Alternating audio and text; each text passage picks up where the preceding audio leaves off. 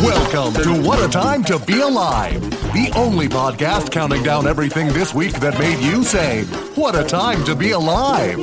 And now, Patrick Monahan, Kath Barbadoro, and Eli Uden. Folks, welcome to What a Time to Be Alive, the only podcast discussing things each week in music. I think that's how the podcast. I'm Patrick Monahan. I'm Kath Barbadoro. I'm Eli Uden. Hello. Hi. Hi, everyone. Hello. Hi. Talking like we're waking our listeners up. Wake up. Set us as your alarm. That's what you all should do. Your Monday morning alarm. You're gonna be late. Yeah. Kick us off. And not with the theme song. Set it up to start at a random point in a random episode. In media res. That's the best way to listen to this. Uh-huh. Or we'll just enter your dream. You'll miss work and you'll have a weirdly specific dream about a news story that we've discussed. That's what might happen, you know. Yeah. Do you guys go to sleep to music and stuff? Have you ever Yeah. or you just sometimes raw dog it? I'm not like I have to put on music before I go to sleep person, but sometimes it's nice. A little relaxing ambient, situation. Yeah, see, Shelby, this is wake-up music. This is waking up amongst the woodland creatures. This is hunting some wabbit music. Yeah. That's what it gets me in the mood to go, for sleeping, out on an expedition. You want some sort of, what is it, a gymnopedie? I don't know how to say it. One of those. The classic sleep music. But I was going to say, sometimes I have certain albums and things that I've found that if they're what I fall asleep to, it might be Nightmare City over on the other side of consciousness. I'd be like, what doesn't work? What's Nightmare City music to you?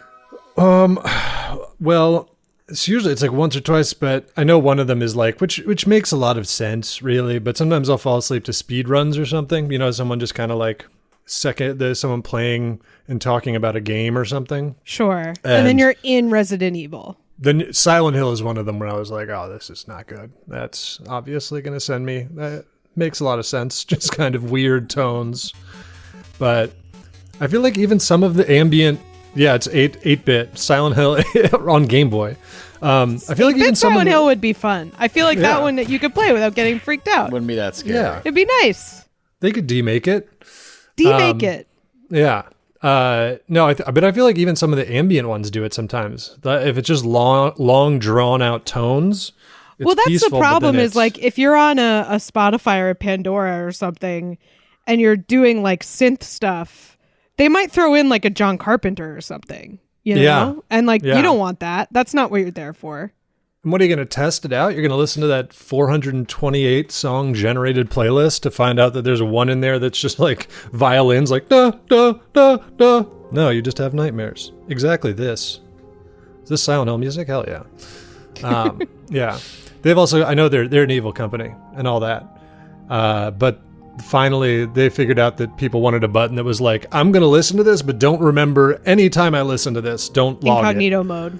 Yeah, there's one on playlist itself where you can exclude them from your taste profile so that you don't just get whale songs as daily mix, a bunch of long sine waves. It really was an incredible, a genius move for them to turn collecting data on us into something desirable. They were this is fine with me. You can know everything about me as long as you give me a graph of it at the end.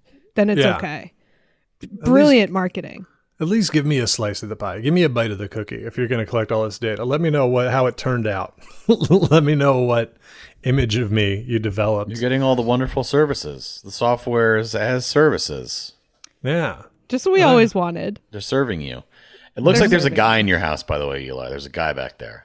Oh, my God. Yeah. Eli's coat rack absolutely looks like a guy. No.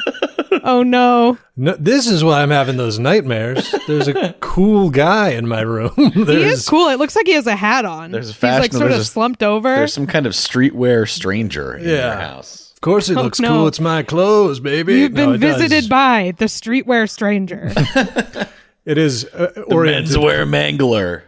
It is like a coat that ended up kind of wrapped around all the other stuff on that coat rack, and then a hat right on top. A hat, and it does look like someone's just chilling back there. Yeah. Mm-hmm. Yeah, the Hat He Man went to leaves a Kith. limited edition sneaker footprint at all of his crime scenes. The menswear mangler. Yeah, the Hat Man has it's a co-branded. It's a Supreme Kith. The Hat Man's hat is now Flipping his calling card on Grailed, the calling card of the slits your throat with streetwear the- serial killer. He slits your throat with the crease in his raw denim. There's It's plenty so of stuff sharp. you could use. Yeah, you could use I'm sure Supreme's let out a box cutter. There's always that. He's got that famous Supreme branded brick, and that's his weapon of choice. Yeah. That gets in there. It'd be hard to strangle somebody with a pair of raw denim jeans. They don't you wouldn't get a good, seal. There'd be you an know? angle. Yeah. You would Yeah. have air from the right angle gaps. it makes when you try to fold it. Yeah. You'd ruin your fades, and you're creating evidence. That's if you true. get caught, the police will They look at your fades and be like, "You strangled someone with this." They have like a hype beast expert testify in court to the creases on your jeans being from strangulation. That's how they get there. Yeah. They bring him in, and then they're like, The menswear guy comes to testify. you see one of those, if it's on TV, you see one of those fake 3D, like, this is how forensics works, and it's like not at all, where it's like a complete wireframe nonsense. gene being unfolded and then applied to a neck, Isn't like most of that forensic stuff just like not real? Isn't that all the Yeah. like blood spatter and like A all lot that of it stuff has is just not like fake? apparently held up terribly well under sort of later scrutiny. Yeah. So. Yeah. Or Yeah, a lot of CSI it has is- done a lot of damage to the way Sure. that people think that crime But is. I don't know. Maybe it's preventing people from doing crimes because they're like, surely David Caruso is going to catch me if I do Yeah. this. William I think it's Peterson's going to like- be on my ass. Yeah, I Thank think you. it's like Thank you for they naming use William it- Peterson. I was going to say disrespectful to William Peterson here to go straight to I would Caruso. never. I would never. ignoring Gus Grissom. How could I think, yeah, I think it's more like finding one hair. They don't like run it through a scanner and they're like, we've got his address. Like it's more like a kind of collective, sum of the parts thing. But no, I know it's a real, they have a name for it or something where everyone just expects, they're like, well, you can solve it because I have hair. And they're like, But actually body can. language analysis is right 100% of the time. yeah. Oh, I love a like TikTok of a body language analyst. That's my favorite shit. Those People magazine is keeping that quote unquote science alive. They love to Yeah. talk to a body language analyst. Yeah, and they want to know what Meghan and Harry are thinking. Right, I was going to say the British tabloids as well, but yes, Yeah. it's all the same slop. Yeah. The people.com forensics team is working overtime. They're in the lab. I love the idea of becoming an expert in that is just very funny. It's like, yeah, his shoulders are slumped. He's probably sad. You know what I mean? Like, Right. what is your okay? Like, wow, yeah, really good stuff. Like Your job is basically observations- looking at the pain scale at the hospital. Yeah, just like, have you looking ever- at those faces Right, and pointing right. at Oh, them. he's green and kind of. He might be nauseous. Yeah. It's very like you're making observations that sort of anyone could make, but because you have the word expert sort of tacked up, somewhere, it's like, oh well, this really has the extra heft behind it. Yeah. I'm extra You ever good at see how he- telling when someone is mad. It's Yeah, empath / body language expert. Right, I'm like, so okay. good at telling when someone's pissed off. When you feel like that, what happens to your body? Well, see if you can see that happening here. Yeah. Meanwhile, the person is making like Pixar level expressions. They're just literally like Right. eyebrows furrowed, every tooth bared, and they're like, the person seems furious at this moment. I'm an expert at this, interpreting this sort of business. I don't know That's what up any to of it them. is. Showing That's a teeth, great- happy, smile. It's a good grift. Good for them. I also I feel like I don't know if it's still considered good or bad, but handwriting expert to me always has been like, no. Yeah, that one seems made up. That's like one when you seems already so got a fake. guy in mind and you need like one extra thing to Yeah. make people think it's him. I mean, you Yeah. watch Bring in the- Zodiac. Oh, he does the A's the same way. Yeah. Oh, it's like, this is how he makes his eyes. And I'm like, I mean, about 98% of people on Earth got to make their eyes roughly the same way. Like, I think we're all, Yeah. unless they have one crazy letter, like that's, that would I believe. Like every time you write a Z, you do a curly Q and a smiley face at the end. Then I believe it. Yeah. Zodiac really doing a lot of heavy hitting on that. It's just like really Graysmith not getting a lot of use out of the handwriting expert. Yeah. It's funny that like there is now a version of that where it's like from texting. Like, this is how this person texts, and it's always because they're like an idiot and they like spell one word wrong every time. Like, did you see that? There was like a Netflix documentary about that high school girl who was being cyberbullied by, spoiler, if you haven't seen it, her own mom, who was like anonymous. And they caught her because she was like an idiot and like spelled the same word wrong all the time. Like, it was not hard. She was not a mastermind. Well, no, and it was also it was also like it was like that's weird. It's coming from within the house. There must be some other explanation. It was very because they were just like, well, it can't be the mom. The mom like called the cops. Like, it makes no sense. Right. Yeah. You notice at the bottom of every text the same phrase, which is sent from mom's BlackBerry, and we think this is a pretty strong indication that this may be coming from the mom. Yeah. It just seems humiliating to have to like go to court and be like, Man. She spells every there THEIR. Therefore, you don't. I mean, you may have talked about this last week. We talked a lot about forensics last week. Yeah. No, but specifically about just like reading some of these emails because man, the world's richest people, they be fucking emailing each other. That's the main thing they seem to be, among other horrible things. But when they're taking a break from the horrible things, they're sending 3-word emails. They're sounding like they're barely like subliterate, just goons. Apparently, very. That cool. is like different companies I've worked at. The CEO is like some. As you go up the corporate ladder, that's how that works. 100%. I compare it to like they text like as they're putting the phone down every time, like literally like as they're throwing the phone to their assistant if they're even typing. It's probably like spelling like that. You're like, well, it's not his assistant. That's the most surprising part of it, is it seems like he actually wrote these. Yeah. I mean, like it's just, I mean, somebody had a post about this, but it's like this idea, like you have like these, Nobel laureate people who are just like, thank you, my wonderful friend Jeff, for our beautiful weekend and our amazing exploits. And then he just responds like, my name Jomp or something. It's just like, okay, this is clearly a guy. He's just a wonderful conversationalist, somebody that you just, you sure, there are plenty of other reasons to hang out with him, given, the sparkling personality he presents in these emails. That's right. Certainly people would be hanging out with him for nefarious reasons. He's just such a great guy to be around. It's just like, it really is just so, I mean, it's wild to see how this like tapestry was sort of woven, but it also is, just like, man, you're just like one of the rich and powerful people in the world, like, like top 100, and like, this is what you fucking do all day. This is like the limit of your imagination. This is what you know what I mean? This is how you choose to use. It's just like, why they all like AI, because it's being that rich like makes you stupid. It hurts you. It hurts you to be that like powerful and rich. I think I don't know. I'm extrapolating, but otherwise I have no explanation for it. They're all hanging out with him because he got the new Nintendo before anybody else. He has connects high up, and they all wanted to play. And Mario has apologized for his role. He's got the new PlayStation. Yeah. Wait, Eli, they can't even use that excuse because, as we saw, he was banned from Xbox Live. Yeah, we didn't talk about that last week, but he was banned from Xbox Live. So sorry. You're in a game with him and don't realize it. He just gets kicked like mid Halo match. Hold on, was that Jeffrey Epstein? At that point, I don't think. Oh my god! At that point, it really would have been like the Conan thing. Like, is that financier? Yeah. Is that Playboy financier? Yeah, because he was on the fucking the It's Good to Be. Like, that's something that was really I'd forgotten about that. Wait, what is that?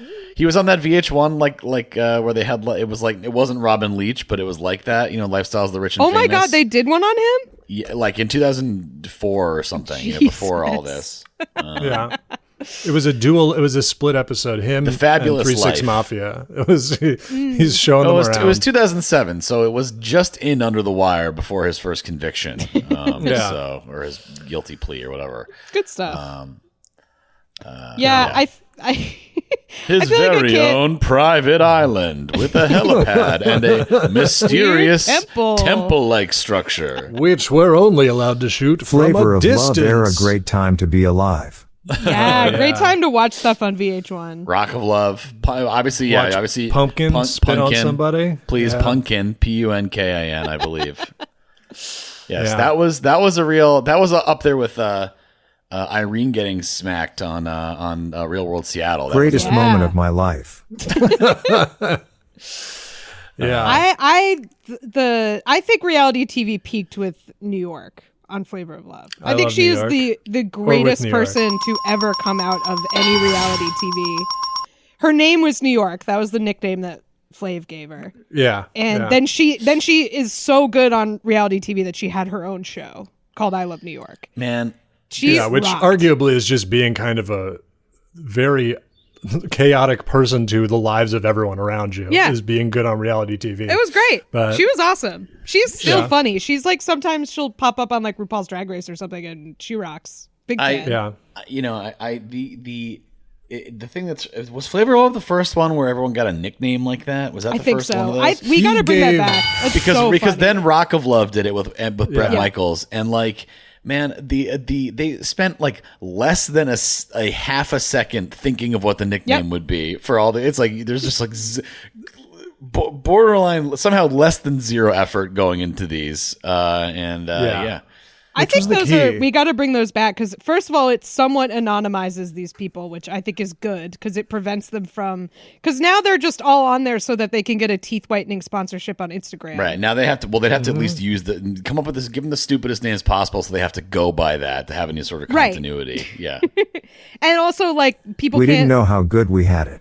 We didn't. It was a good time. We didn't know what we had. We were shitting on that and Jersey Shore, and it just got so much worse. It got so much worse. It was better back then. Yeah. But that was the seed. Breaking, so you know. 37-year-old thinks it was, quote, better back then. Yeah. A first ever.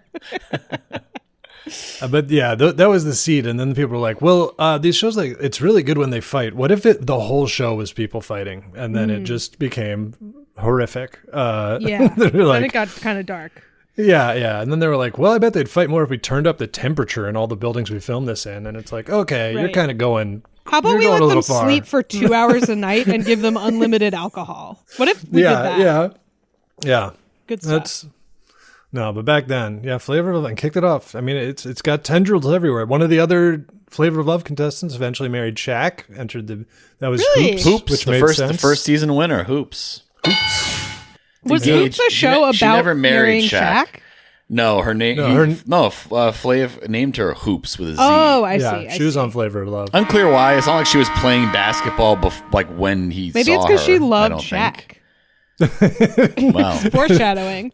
Why do you want to be on Flavor of Love? Because I'm in love with Shaquille O'Neal, and this seems like a good medium, way to a good get to stepping him. stone to that. Two she went- definitely similar guys, Flavor Flav and Shaquille O'Neal. Wow, she went from Flavor of Love to dating T.I. from 2006 to 2010, and then was later engaged to Shaq. So Wow. she's really done. Definitely an upgrade from Ti. Yeah. Yeah, I mean it's Shaq, baby. You got that big bed with What the, isn't an upgrade? Giant bed. the big giant Big bed. ups. You do, although it would suck to be married to Shaq because then like you'd probably like be in danger of falling into his toilet every time you went into the bathroom and stuff. Yeah. You'd have to have your own regular size stuff in the house also. Yeah, the counter's your too high phone. for like the twin vanities. Because she was also It's just small. Jack and the Beanstalk style the whole time. She's hanging out in a hole in a Swiss cheese on the table. Man, when I Shaq always comes joke home. about that, about how like if someone tall is coming over to my house, I like hate it because it means I have to clean places that I like never think about because I'm short. If Shaq's coming over to your house, who knows what that guy is seeing all the time? He is seeing the dirty tops of refrigerators just Yeah. everywhere he goes. If it makes you feel better, I don't think any tall people judge someone for like the top of their fridge being dusty. You're just like, they don't know. They don't know. Thank you, Eli. We don't know what's up there. Mm-hmm. We don't know. dirty I don't tops know of how dirty cars. it is up there. It's dirty. It's dusty almost all the time on tops of fridges, but you can put stuff up there, save it for later. If you can't, they can't reach it. That's the Yeah. ultimate stash spot. Well, that's where you hide your giant treats. Your treats for giants. My bones. Yeah, my your bones.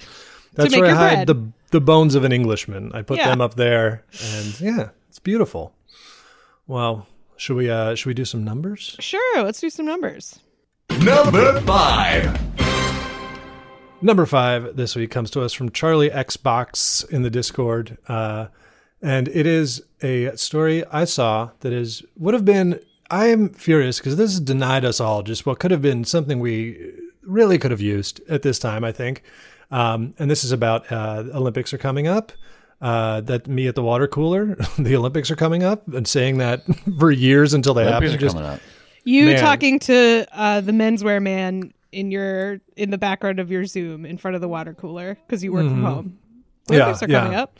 Yeah, putting a water cooler in there, step towards my hamster water thing that I want. Over my bed. you gotta get the Deer Park truck showing up every few weeks to bring that thing. The glug glug. You slam Dude, it in every office I've worked at, I'm usually the Deer Park guy. I'm the jug guy because I'm the big guy. Olympics, they are fun to truly. do. I did feel very accomplished. When I lived in Austin, if you mess it up, you mess it up. Messing it up is the you. funniest shit in the world. It's crazy. It's the seas. The dam has burst. It is designed to be like just top tier physical comedy if you don't do it right. There's no way to save it if you fail. It's like a Kevin McAllister level just series of events that happen if you don't get it in there fast enough. It's wild. I think it's part of it. Have you ever seen anyone not do it right? Yes. I've seen it. I'm not in person. A lot of water in there. Yeah, there's a lot of water in there, and there's no way to. They're sliding around. There's no way to. Yeah, then the floor gets slippery and you slip on the floor. Uh-huh. Yeah, I mean, what we're talking about here is these water cooler things. They have obviously the hole is on the bottom, and so you basically have to take the cap off, and then you hook. And you have to guide the spout into where it needs to be. And if you miss or drop it or anything, it's over. Gallons of water. It's not even if you miss or drop. You have to do it in one fluid, no pun intended, motion because the momentum has to keep the water in the back of the jug. And so I will say, happens? I think they have innovated the spout where it's not. Like it's a puncture not as bad spout? as There should just be a big spike in well, there. if they did, yeah. it's the biggest mistake they ever made because this was something that we needed. Like a bottle of or like a thing of Neosporin or something. There's just a big, there's the spike on the other side of the cap. Punctures. Yep. There should be that would require them to spend more money, and they were like, but everyone loves it when it goes wrong, so why? That's true, honestly. And they make money when it goes wrong because then you have to put another one on there. So and then they're in cahoots with they're getting us coming and going. Yeah, with the paper towel company, and they got to mop that all up. But the paper towel company definitely has an agreement with them. Do not make this easier to use. We need you. And if you mess it up and then the water, some of it spilled out, it also messes up the physics of turning it in, so it gets harder with less water in it. Yes, but. It's great. But yes, the Olympics, the story, I was just saying, Olympics is perhaps the unbelievable water cooler talk. The Olympics just one of the best. Weight off the shoulders of office small talk until it's over. But this Olympics coming up, which I guess it's soon. I don't really follow it. This is specifically a Spanish figure skater, which he has been forbidden from performing to his usual music. It's funny to say this is apparently his usual music. And his usual music is they just call it a Minions mix, but I guess... It's a burned CD that says Minions mix on it in Sharpie.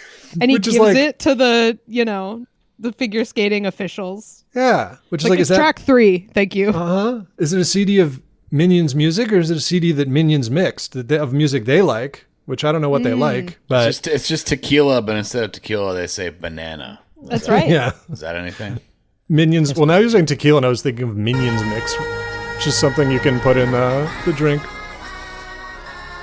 It's this. It's this. Yeah. Yeah, it's just and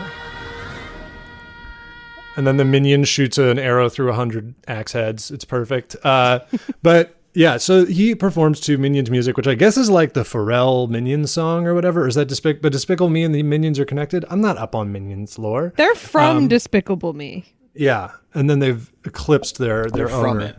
Crazy thing about working with college students, they are intimately familiar with all of the Minions lore, not just from Facebook memes. They did all watch that movie as children. It was their Shrek, I feel like. It was like kinda what you was, I put think. on. It was Shrek like, is their Shrek now. That's true. They do love Shrek. Shrek is Shrek looped indoors. around. It's very strange. Yeah, it's just great. It's just good stuff. But yeah, so this guy was planning to perform to Minions Mix. He performs, as you can imagine, costume is a big part of this. Performs He's dressed as a minion. He's dressed as a minion, minus his eyes and, the unsettling parts. It's just He's not dressed as a minion in the way that the little kid that Trump put a candy bar on his head was dressed like a minion. Yeah. It's not that kind of costume, but like he's in overalls and a yellow shirt. Yeah, overalls and a yellow shirt. There seems to be some sort of armband that resembles the goggles they wear. He's not in goggles. I can imagine that would throw you off during your routine. But he was going to do apparently this is his usual routine. He does the Minions music dressed as a minion. That's what got him into the Olympics, probably. Yeah. It's his routine for this season. Which, on all the parts that aren't broadcast on television, I guess was fine. But now that is part of the equation, he has been informed that Universal Pictures have not, he says have not. So, but I don't know if they've actually refused and said, no way. They are not allowing him to play the Minions music. He's going to get a copyright strike like it's Twitch or YouTube. He's going to get DMCA takedown in the middle of, fired at him onto the ice in the middle of his routine. It's a physical takedown in this case. Yeah. They run out onto the ice and they tackle him. They have, The DMCA goons in robot. skates. Sweep his legs, take him down. So they told him he's not allowed to use this because of copyright clearance issues, which, is vague enough. I'm curious if Universal just said no, if they were like, you got to pay us a lot of money, and they were like, we're not paying you for this fucking Minions ice skater, dude. Well, I have some news. This is late breaking. This broke, I think, since the story that you were reading was posted. But they have relented, and he's in. He's gonna get to do it. We're gonna get to see it. He can go minion mode. I mean, like it is like. Can you imagine? You practice this thing down to like the millimeter for however long. You win all these things with it. You do it like you get it down to the second. Not the music, I'm sure, plays a major timing role in all of this. And you can't do this choreo to anything but the Minions. You're gonna change it like the week before the Olympics? Like, no, not gonna happen. So that's nice they did that. I don't know what happened behind. Yeah, but I guess they have like a system they go through. It says something. It's something called ISU Click and Clear, which is what they use to get their stuff through. So I don't know.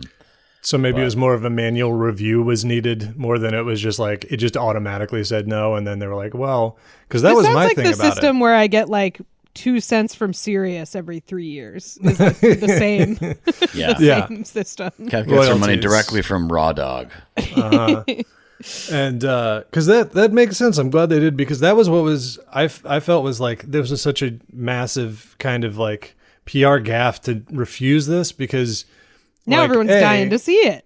Yeah, and also you're just everyone's going to be like, oh, I should watch Minions again or whatever. I should watch Despicable Me again. And as far as it goes, figure skaters in the Olympics, like there's no brand risk there unless he goes literally, does something crazy on ice. It's like, no one's going to be like, this is part of the Minions universe. Unless he becomes CGI somehow. And if he did do something crazy, you could probably spin it, Yeah. He's going to be in the next one. Either way, yeah, bring him in. They'll get him a cameo in there. They'll be a minion on ice skates, and they'll fall, and their butts will come out and stuff, right? I don't know what happens. No, it'll be unsettling. He'll be in there live action, the only live action person in this whole Roger universe, Rabbit just style, in a really unsettling way. He'll be the biggest ice skating presence in animation since Brian Boitano in South Park stuff. I don't even know that. Kind of an old reference. I forgot about that, but I do know what you're referencing. Wasn't there a whole song in the movie? What would Brian Boitano do? Mm-hmm. Right? Wasn't there? Yeah, right. Yeah. Wow.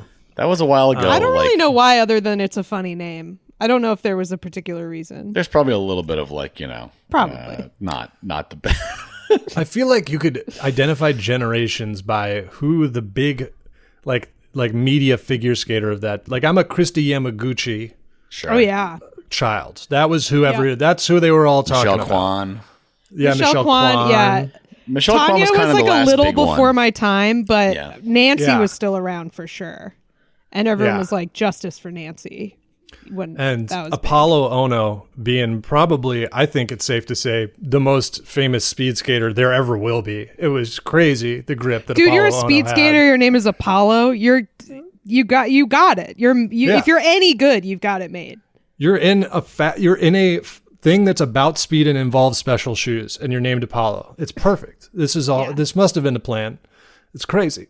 Well, I'm very happy for this Minion skater. I'm legitimately going to watch it now. Maybe not live, maybe on YouTube, but and I do like the figure skating. That's I like fun. the figure skating. Yeah. It's very stressful. There's an American guy now who can do quads, like not triple axle, quad. You know, all the jumps, and it's like he's like the only one who can do them.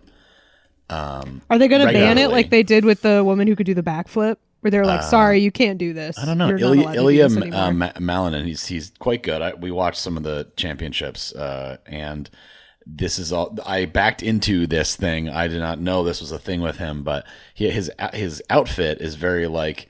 What this guy's like dressed in like the How to Train Your Dragon costume, and it's because he looks like the guy, and they all throw toothless dolls onto the ice, like it's like a full like it is like a. This is known all thing. of figure skating now. And he can apparently. do a It's quadruple all- axel. Yeah, Incredible. So he's like the consensus like the best. I think The best in the fave. world. Certainly certainly he's our best, the U.S.'s best Yeah. hope. Did they ban the backflip just, I would assume, because of the inversion part of it, where they were like, So if this I goes looked wrong, her this up. goes so wrong that we don't want it to be on TV? I looked her up. So her name is Surya Bonali. It was in '98. I remember this. She's the only Olympic figure skater to land a backflip. And I believe they banned it. I think they did ban it for like safety stuff because she did a handspring too. But it's very controversial because she's black and she's like, I feel like this is you're like, punishing me for being really good at this pretty much, and the rest of you can't do it. And it's a sport, Right? where, it's fraught. So it's like banning the dunk or something. Like Right. when it It's one of first those. happened. Like whoa. Yeah. similar like narrative around it, and I don't know enough about it, but like certainly seems like an important thing to bring up. Everyone's not just like out of nowhere, Everyone's just Yeah. like, whoa, too scary. right? To me, the handspring seems more dangerous. That you're just slamming hands on ice, and you're like, if I slip, it's over for me. That I would be like cringing at that. I just dropped. But- Yeah. Broken wrist versus broken head. I don't know. Both very dangerous. I have watched her do the backflip in the Olympics. You can watch a clip. It is pretty fucking cool for sure. Yeah. I think the problem is that if you break your wrist, you are also it's the next stop is your head. There, if Yeah. you're still inverted. Well, hopefully the wrist takes the impact rather than your brain. But I would prefer hopefully. neither. I would say neither are good. Yeah, just no impacts. Yeah. This is not, that's or it was like the backflip, and she was doing the backflip really close to the judge's veins. That's what it was. She was doing it and spinning, so that was part of it. But so you'll be able to watch Minions. His name is He's from Yorenk? Spain, right? Yeah. Do you we say got a his name is double L. Yoink? His name is boy. Yorenk. I was saying, we got a double L right up top, and I'm going off Yeah. Yamo. So, Tomas Yorenk Guarino Sabate. That's my best. All effort. right. Please I'm clap. excited to watch. Yeah.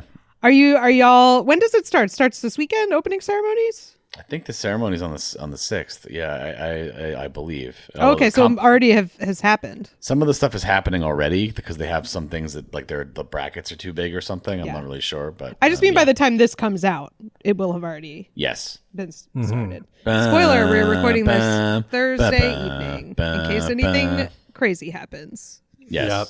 that's Yep. true. On this week's bonus episode, we start by having a little conversation about the big game and big game winners of years past. Then we talk about a guy who has some unexploded World War I ordnance stashed in a less than ideal location. You can listen to this as well as all of our other bonus episodes. We do one every single week on our Patreon, patreon.com/whatatimepod. We also have ad-free versions of the episode you're listening to right now. Check it out. Number 4? Well, number 4. Number 4. Number 4 comes to us from Bookmark19 in the Discord. If you would like to submit stories, you can join our podcast join our Patreon at the $10 a month level and get access to our story submission Discord channel. I think this is sweet, but it really depends on what the details are here. But based on what we know, I think this is funny. So this is from the Charlotte Observer. It's from North Carolina. So some crime news. A man in North Carolina facing multiple felony charges because he broke into a Little Caesars and started making and selling pizzas. He was doing commerce. He was franchising behind the back. He joined the conversation. He was just trying to maximize the efficiency of the franchise, extend their hours a little bit. But as you might expect, he was pocketing the profits. And it was like right after there was like a big snowstorm, and I'm wondering whether like he went because it was closed and was just like, people need their pizzas, because there's this like crazy snowstorm.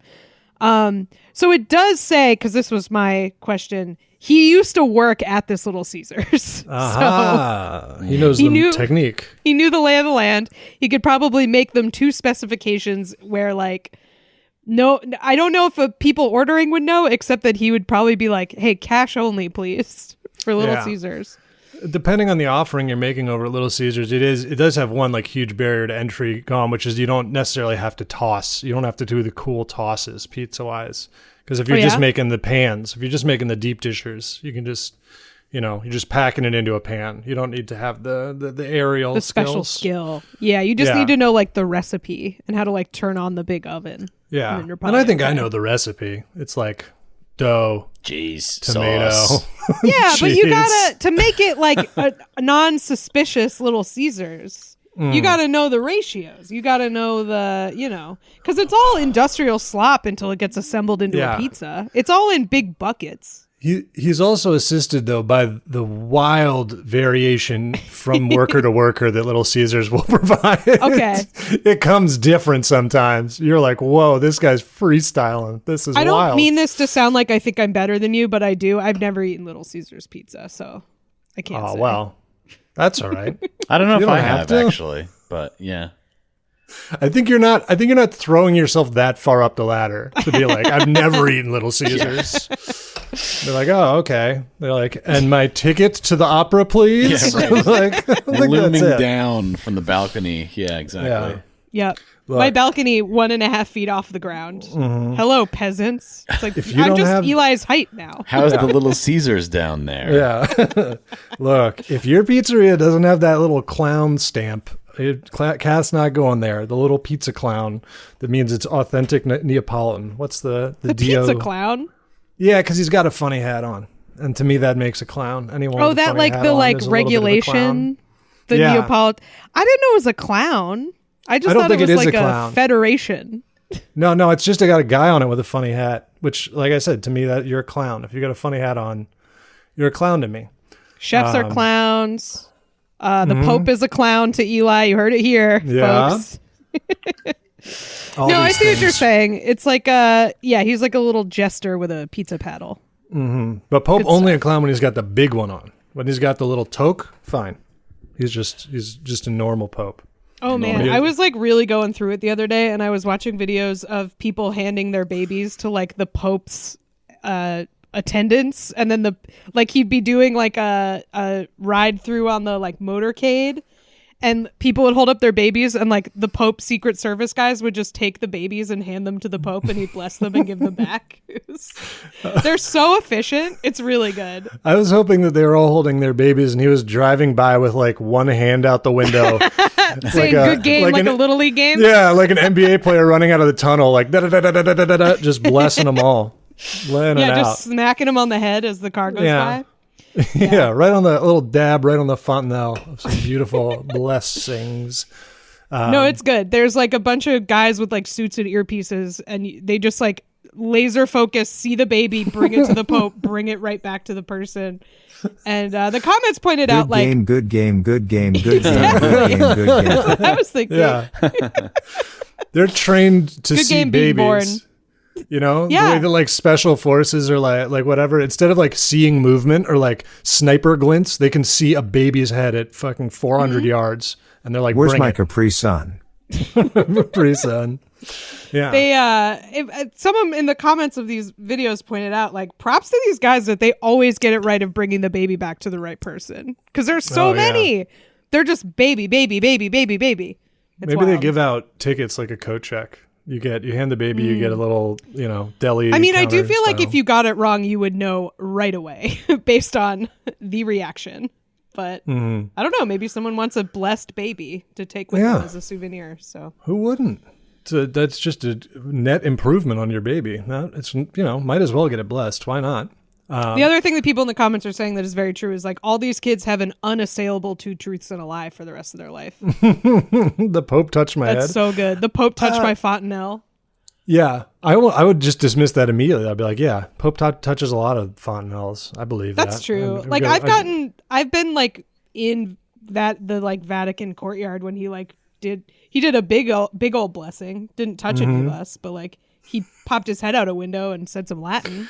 Yeah, the whole crowd showered it down. The Oh, you blessings. got touched by the Pope? That's not, yeah. You've been in a blimp? I don't think so. Yeah, it's not as much of a red herring as you think. You've been on board a blimp? I don't think so. Yeah, Pope's gotta keep a lot of hand sanitizer at the ready because he is touching lots of people. Yeah.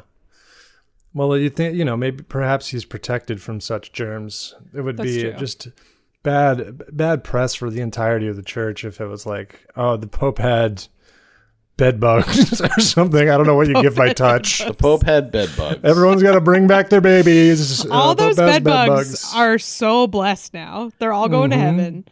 Yeah, they're drinking the I holy will blood. say, crazy thing about those videos of the babies getting handed to the Pope, none of them were crying. So like that seems pretty spiritually like elite. Pretty They good. all were just chilling. They were fine. Yeah. Or the bad ones have been put to the back. No blessings. No. They do like Try baby again. spit up, but it's green like The Exorcist. Yeah. Well, they are what eating pea happens. soup almost all the time, so That's true. not unlikely. But Anyway, Little Caesars, man. Anyone wearing a funny hat is a clown. This is the rule. Yeah, Abe Lincoln clown, etc. But yeah, so they only caught him when he came back to do it again, and there were actually employees there, and they got in a fight. So Yeah, which hate to hear definitely it. takes away from the the whimsy. let sleeping dogs lie sort of like, so he made a couple pizzas. And it's like, and then he came back and tried to fight the store. And it was like, Right, oh, tried to okay. fight his way in. So, Yeah, all right. Well, they were already making pizzas. Okay. right. It's not your turn, dude. Wait till they go home. Make them Yeah, why are you midnight even fighting pizzas. it? Just be like, you want a shift? I'll go. I tried to get this shift covered all week. You can come in here and do it. Yeah. So I'm looking at that list of charges they hit him with. The last one is so rude. We got everything you think. Felony breaking and entering, felony obtaining property, felony larceny, misdemeanor breaking and entering, and then violating city curfew. It's like, Yeah, that sucks. I think you can get, Insult to let that injury. one go. Let that one go. Of course, this is. It's better that this was happening at night. This was happening in the middle of the day. It's more concerning. I guess that's just how they like charge you if your only crime is like being weird. Yeah. You're just like out being weird at an inappropriate hour. Mm-hmm. Like, did Loitering. you ever get stopped by cops when you were like a teenager? Like, no. no, you were yes. good. I forgot. You were good. Good boy. Yeah, they just cleared us out. They were more like, don't do this. Go do something else. Don't do this. Yeah. That's Yeah. what they would do to us is just like if we were just like out at night and they were like, those teens are probably up to something, and they would come be like, hey, what are you doing? But we didn't have a curfew, so they would always say, oh, people have been breaking into cars over here. And we're like, we all live here. No, they haven't. Like, we would know. Yeah. I think they just hit us with loitering. We got a lot which I of don't know if reports. that's a true charge. Yeah. But- Well, I think that's like violating city curfew is like loitering. It's like, quit hanging out here. Yeah. Get away. Loitering works on teens, and then if you're an adult, it's disorderly conduct. It's disturbing the peace. Just means, Right. hey, stop what you're doing. But yeah, definitely, Patty, definitely quote we've gotten a lot of reports was said a lot. Like, no, you haven't. We've heard tell of various Activities. unlawfulnesses over A here. rumor has taken root in the nearby town that there's a Cyclops over here. We got the so you need task to move. force. You got to go. That's the rule. Yeah. Well, should we do number 3? Let's do it. Number 3. Number 3.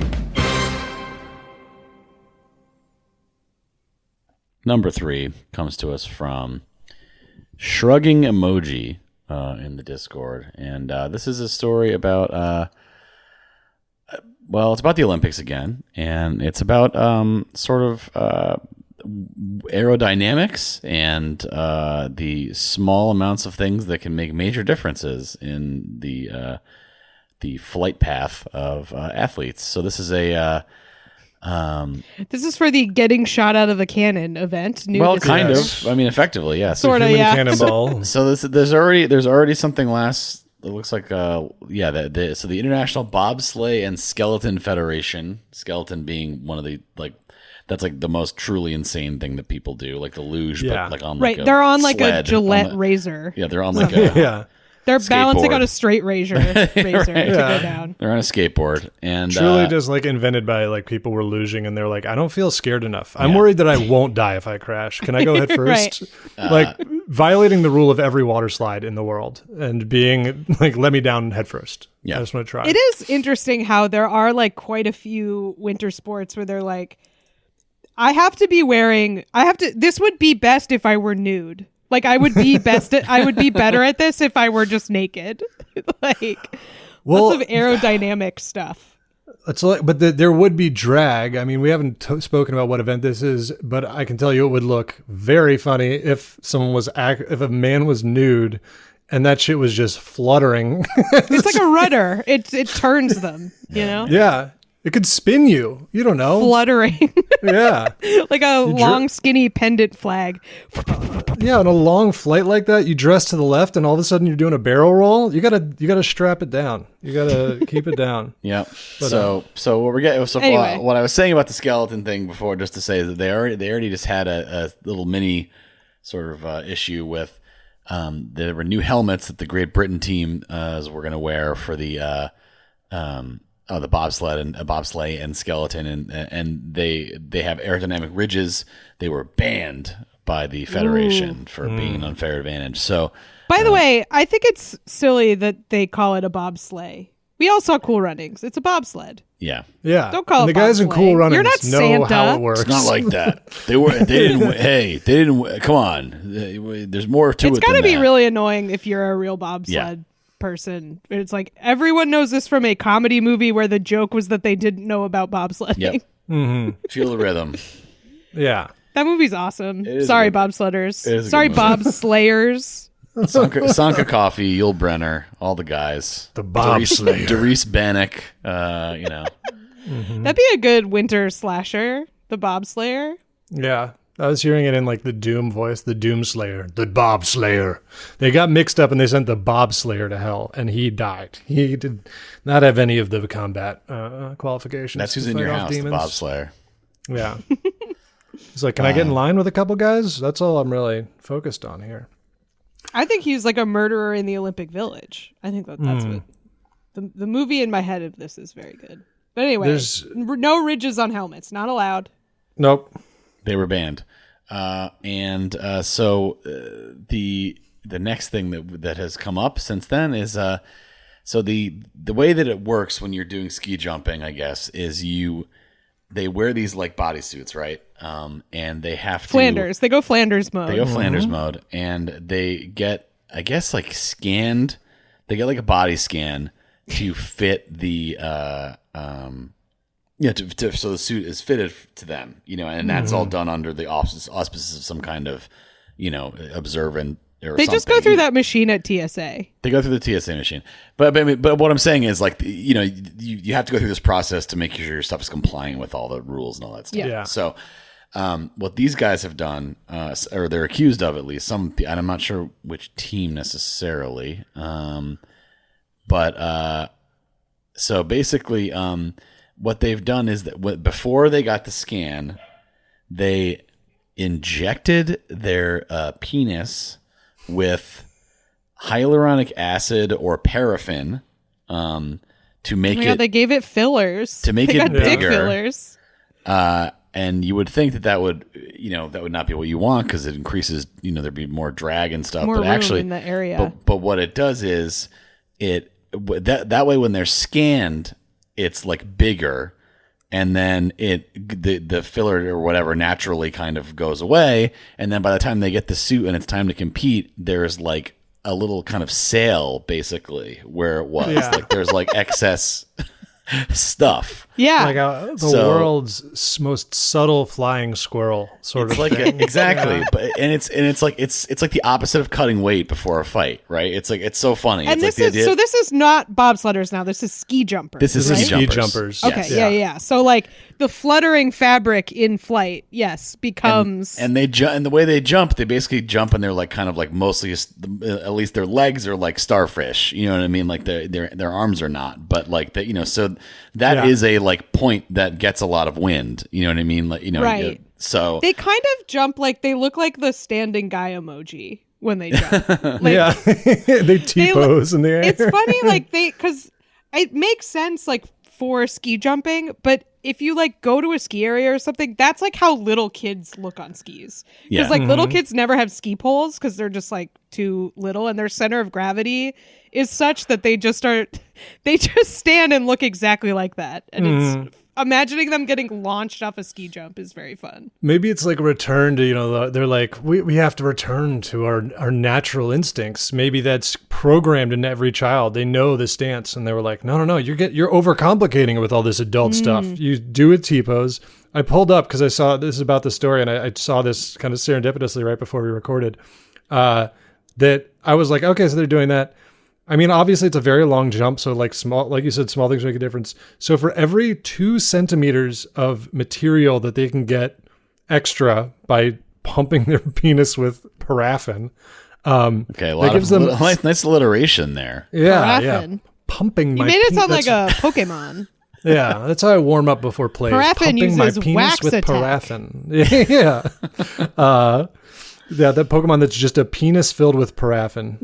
Not far off. Paraffin. Paraffin. Oh, is it? Okay.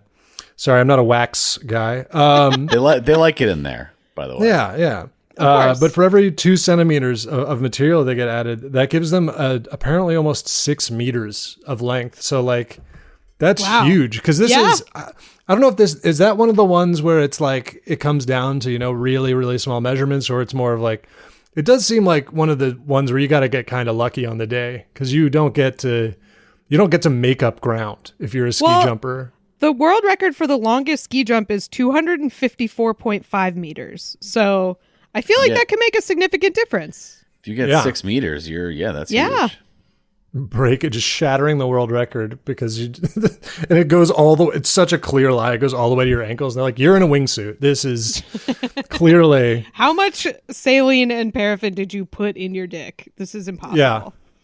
Yeah, it's which I mean, have they caught anyone doing this, or is it just like sort of a theory?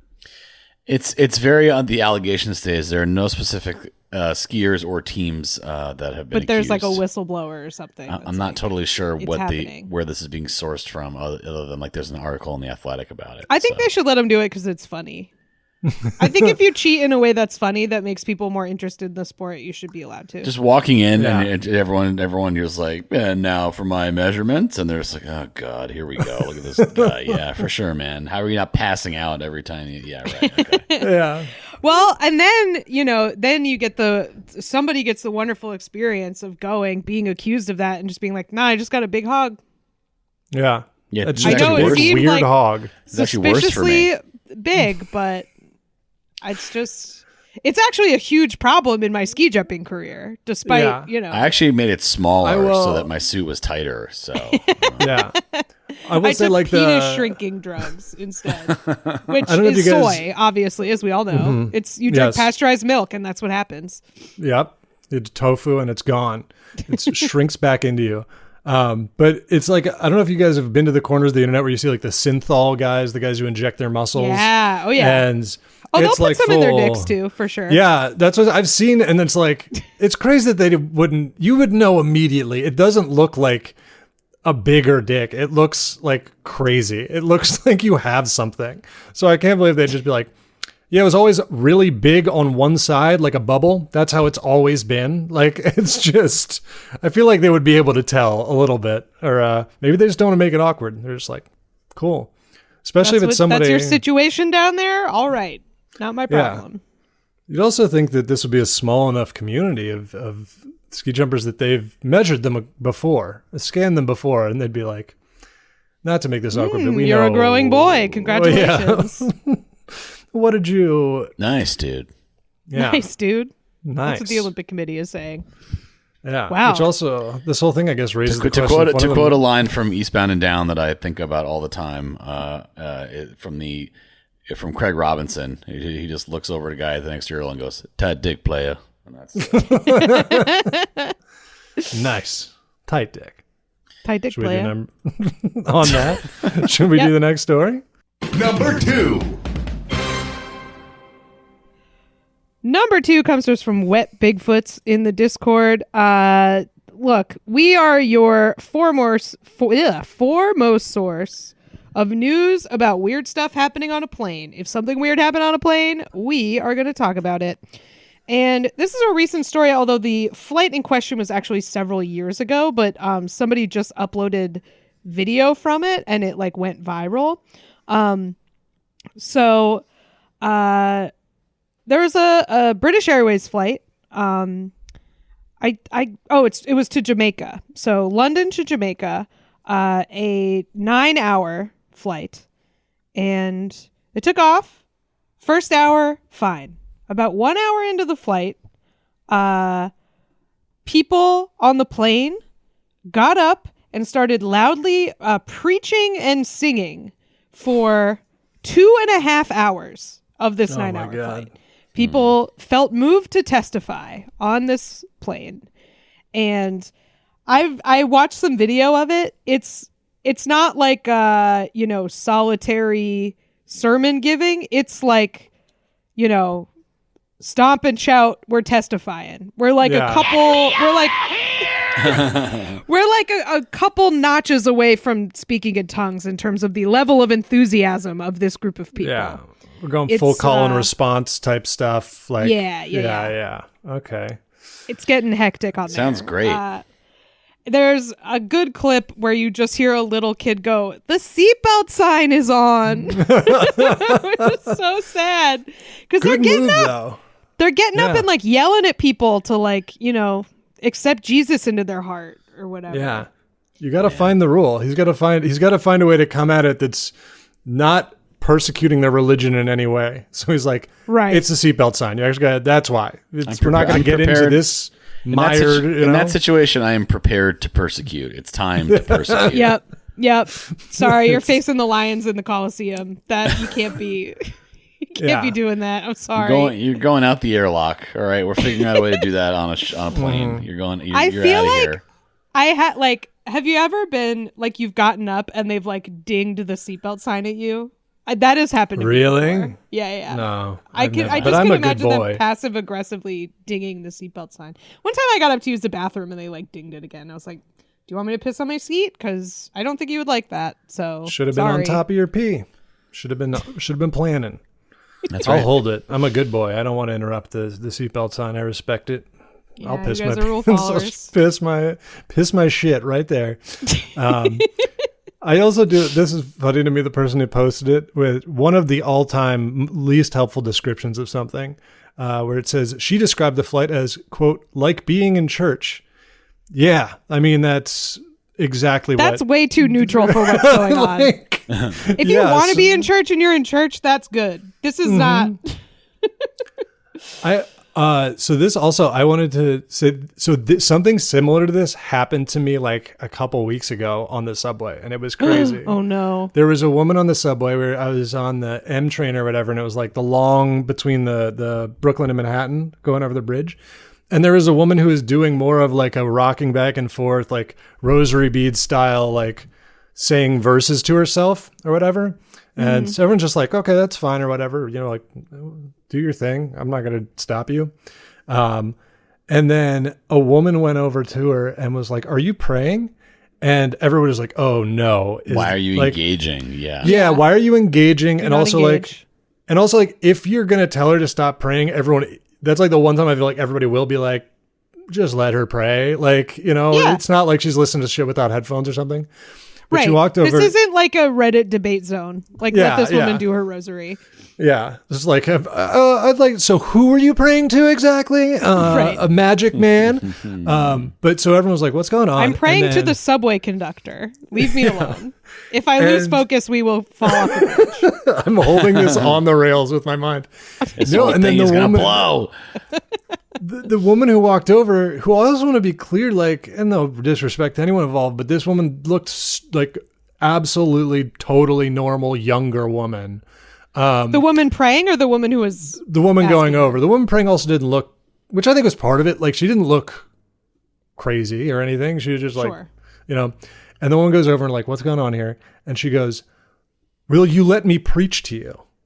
And everyone was like, what the fuck is about to happen? And then luckily the next stop was my stop. And I was like, I might have to text somebody and tell them to be late. Cause I'm like, she was like, I want to preach for you. I want to let these people get off at the stop, but then I'll begin. I'll preach to you. And I was my like, testimony. Yeah. And I was like, holy Great shit. timing. I mean, serendipity for them too. I was on a train with a woman doing that a while ago. And it was like, it was upsetting because it was like, she was coherent, but her insistence is like, you're not altogether in the same like realm as us. Like there's something going on here. And like, it was more stressful than if it was someone who was like fully detached. You know what I mean? Like it made it more stressful that she was like kind of coherent, but also like yelling at strangers on the subway about Jesus. It was scary. Yeah. I feel like it's almost a good, if that sort of stuff happens, I feel like it is almost a weirdly good defense to just be Jewish, because then they don't get into a thing where they're never, it's not like you're lapsed. Like they've like, you've fallen from grace. Yeah. You're just like, I have a different thing that I do. And they're like, okay. Like, I don't know how you're supposed to do that one. So I can't join you in prayer here on the subway train. Unfortunately, there is an entire group of people who often ask you about religion who that does not deter. Yeah, but they wear the hat, so you know. You can see them coming a mile away. Do you say no when they ask you? I don't get asked because I don't think I look Jewish enough. Even though people say they ask them, even though they don't look Jewish. No, I've never been asked by them. I think I'm not somebody they want to engage with or whatever. But I also I think it's probably more because you're like big than. But I don't know. Maybe not. I get asked. Yeah. I don't think I look Jewish. Plus, it's like, I think part of it is that they're trying to form a minion, speaking of minions, but like they try to do you need a minimum number of Jews to do certain religious things. And so it's like, if I said yes, I'd be like involved in their plans, like for Friday night. I know. Like, if you say yes, like you get involved. Like they do, they either pray with you or they invite you somewhere, or like you have to do stuff. I just didn't know I didn't know what the protocol was if you were Jewish but don't want to get involved. Yeah, the funniest. Oh, you're allowed to lie and say you're not, I think, especially if you're Reform. The funniest thing they could possibly you're like, I'm not the Jewish you want. I'm not the right kind. It's probably true.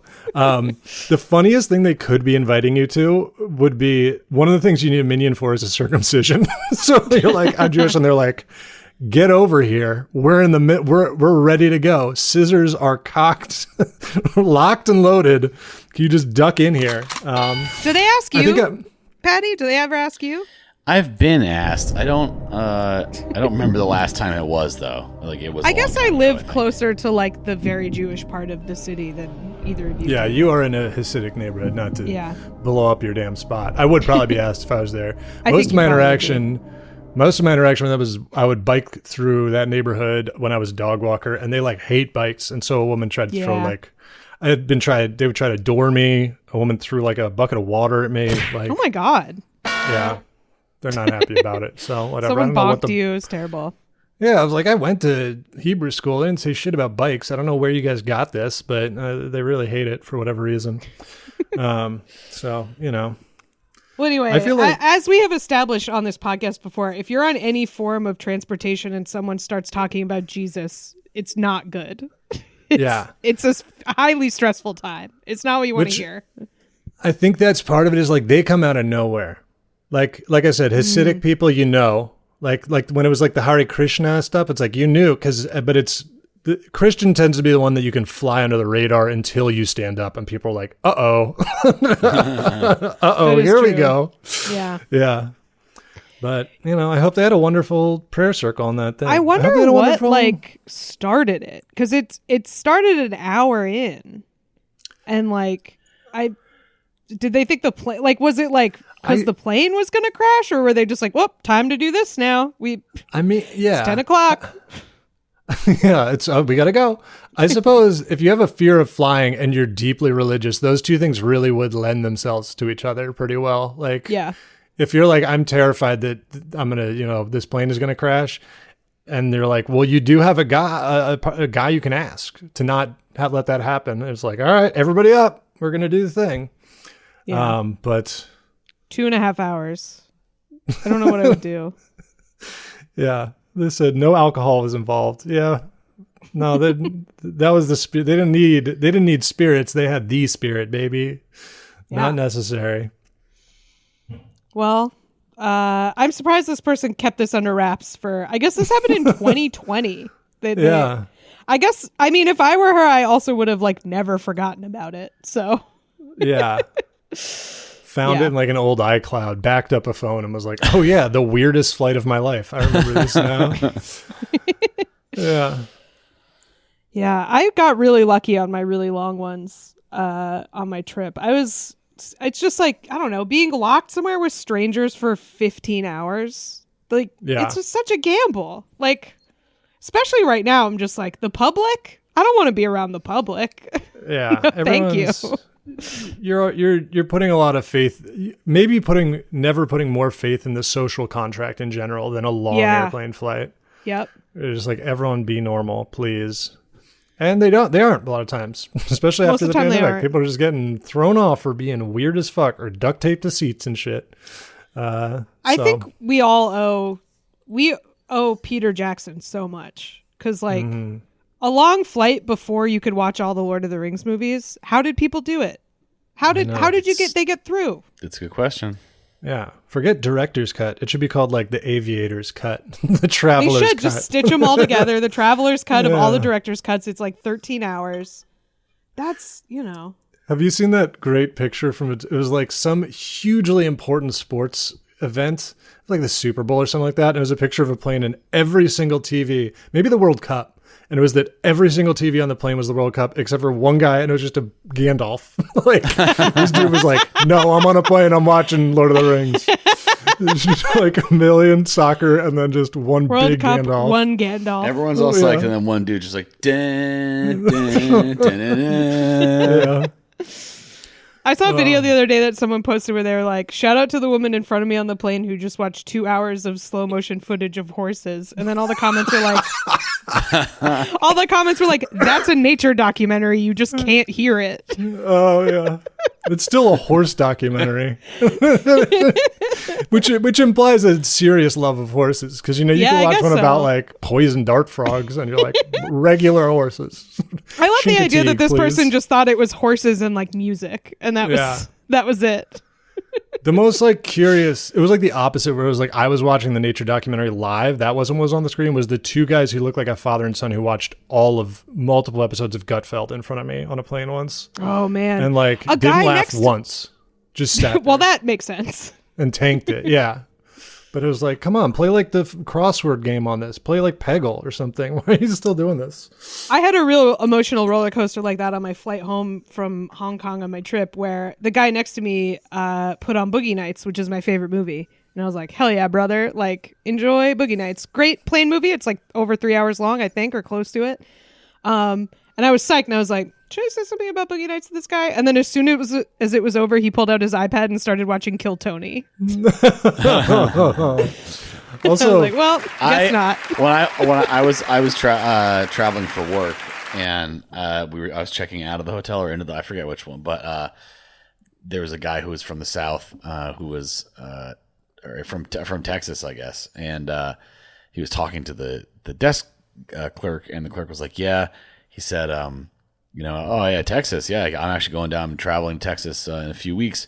I'm going to Austin. I'm very excited. We're going to do lots of cool stuff. We're going to go to the Mothership, the comedy club." I was just like, it was like biting my tongue to not be like, "Oh, that place. Actually, that sucks. What you like sucks.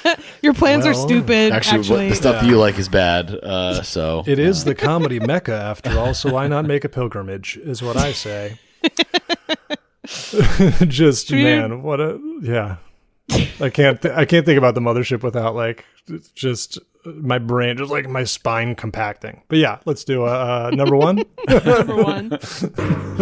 And this week's number one reason to say what a time to be alive.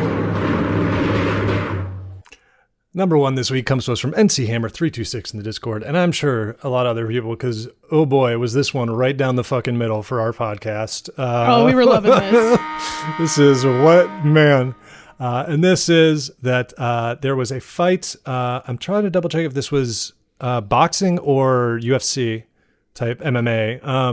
But they both have, that doesn't help. They both have bells. They both have both of those. Okay, boxing. It's boxing. It's boxing. Yeah. This fight is going terribly for one guy. Whap, whap, whap, whap. Shelby has been waiting for this story his whole life for the sound effects that can be played. Shelby was doing the Leonardo DiCaprio point when this happened, watching it. So this is, there's a boxing match, and it was on this past Saturday, Madison Square Garden. They were boxing each other when... I suppose there was a strike delivered with enough blow. force and the precise angle. A self-esteem crushing blow. Yeah. To, defeat the glue that was holding on, as we've talked about on this podcast before, the hair system, aka modern toupee of one of the two boxers. And I don't even know. Like, you think that the worst thing that happens is it flies off into the crowd, but it turns out that's not the worst thing that happens. The worst thing is that it comes like half off, and it just kind of is flopping around. He opened his head like a can opener. It's like the errant tin lid is his hair. He punched the guy's hair off. Yeah, and like. Man, Heathcliff was trying to eat fish bones out of this guy's head. I'm just flapping around, waiting till like the second the fight ends and the guy's back in the tunnel, and he gets on the phone. It's like, well, it didn't stick, because he clearly got some kind of assurance. I was there. It was like Def Jam up in that piece. Oh my god! You were there, Shelby? I know Shelby does take pictures of boxing stuff. Oh, that's awesome! Wow.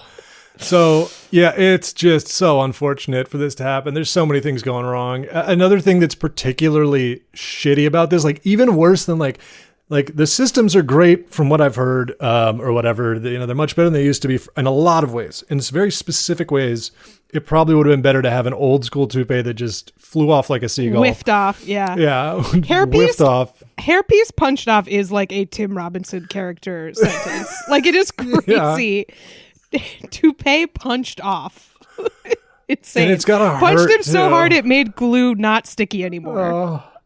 And so part of what, like, trying to imagine this photo that you guys can't see if you're listening, but I'm sure you're looking it up. If you're not, I don't know what the hell you're doing with your time. Is that like versus a toupee, which old school toupees just kind of drooped, and you basically were just regular bald under the toupee. You got the toupee knocked off, you just look like a bald guy. But these, you grow your hair in a specific way to blend them. So when he gets knocked off, he's not only got the Friar Tuck situation, he's got a bald shaved circle with like even on the front, he's grown a little bit of shitty, and no offense to this guy. I'm we're in the same kinship. We're in the same, thing here. But he's like grown like what little The hair front. he could. Yeah. He grew like the front of the hairline. Yeah. And look, I get this guy because, it seems like he's got the same thing as me. He's got some old Vertex balding, which Turkey won't touch. All right. But so it's Turkey coming off. will not help. They're turning us away at the border. They're saying no. No, not like that. We don't fix that. If it's like that, God wants it to be that way. But so I guess the thing is like, it really does beg the question, sort of this like just been keeping it up for too long where you can't like, when it's time to fight, you can't be like, pull everybody aside, your whole team, and be like, by the way, guys, this has been, I'm not going to wear it during the fight because I might get punched smooth off. Right. So I got to take this shit off. That's like it's like the Tim Robinson thing. How do you like, not only how do you introduce the toupee, but then how do you, transition out of the toupee? He said, and the only thing that I think he should do is he should accept his, what's happening.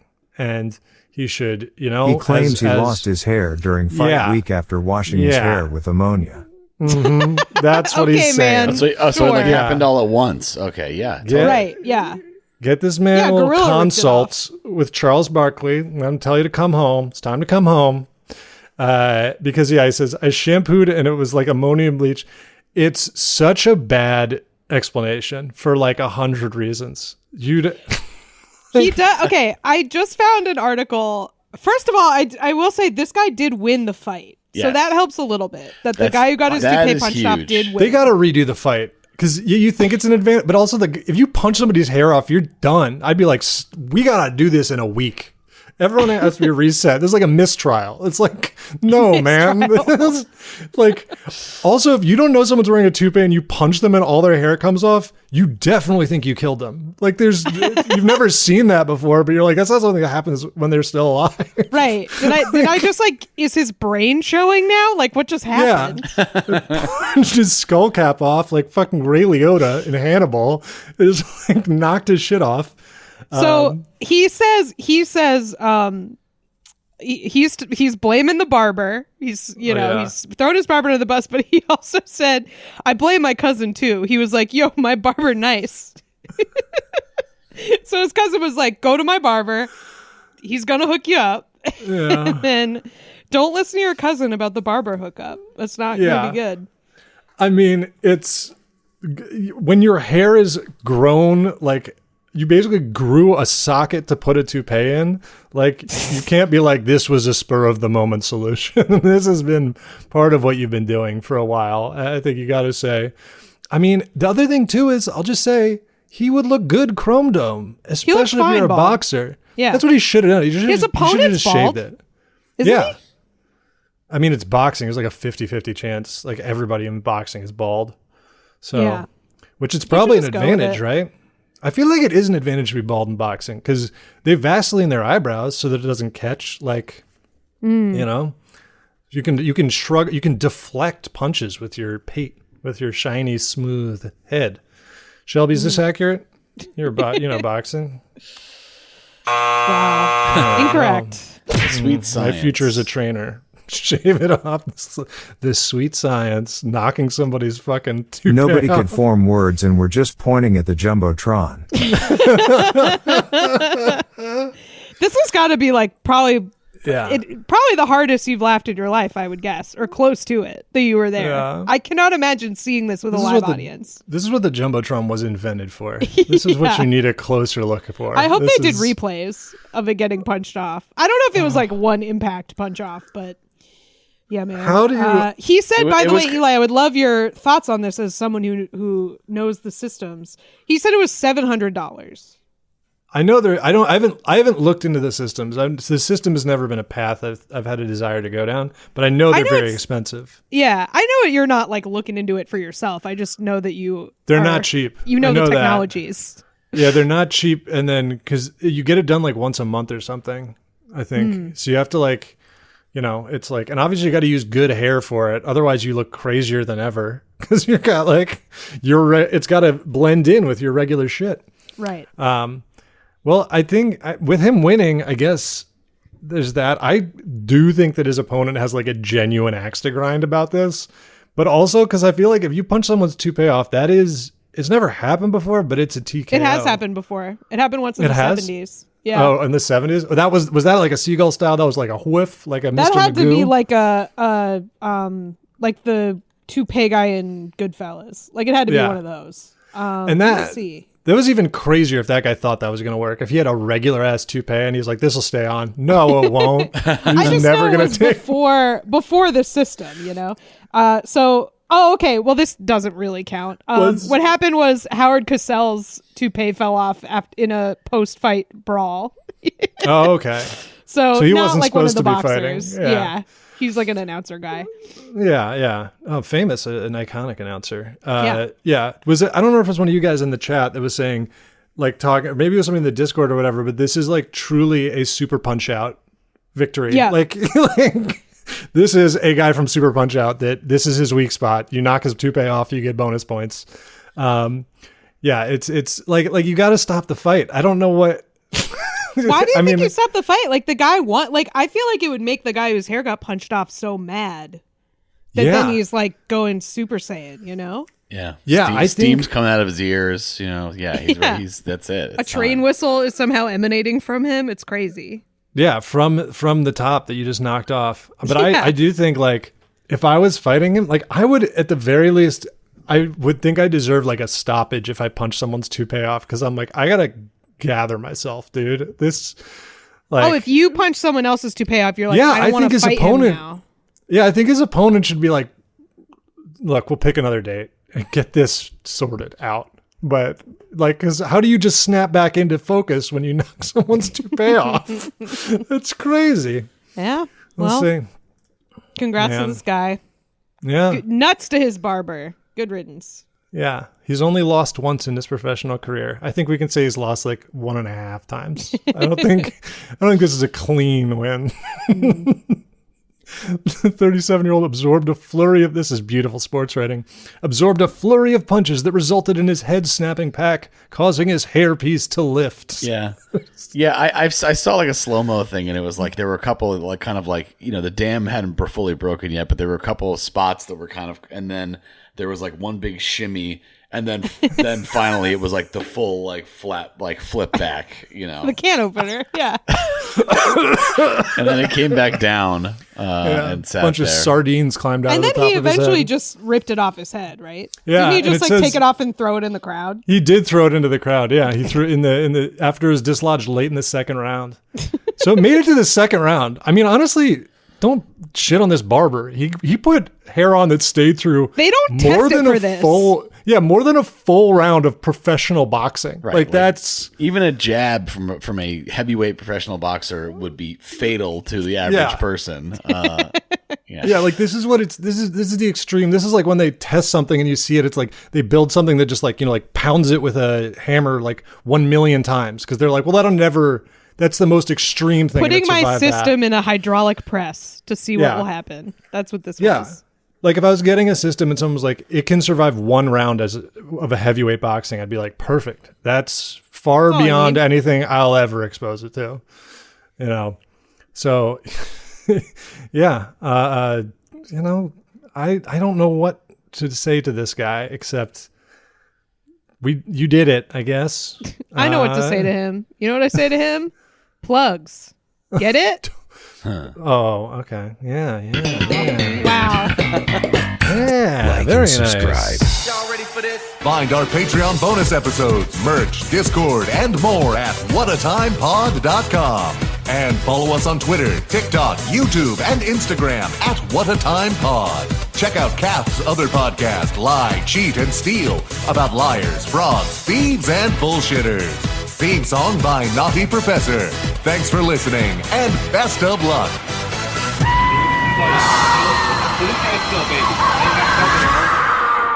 I really thought you guys were going to like that more than you did. I hope our listeners I liked it a lot. I went, yeah, like a little freak. That's liking something. I guess. I go, oh yeah. All right. Who's got I needed to plugs? get up and run around in the back of my apartment. I mean, you didn't laugh. No one laughed. I would have settled for a laugh. It's well, fine. it took me a moment to get it. Listeners, my plug is rewind 15 seconds. Check it out. Is that your only plug? That's my only plug, yeah. All right. I know I got, the usual, the socials. You can follow me on Twitch at pig_dog. I also just did a stream with the Go Off Kings that was Wednesday night. It was very fun if you want to watch that. I have nothing. I will just say rewind because now it's 25 seconds. Thanks, Patty. Thanks for listening, everybody. We will see you next time. Goodbye.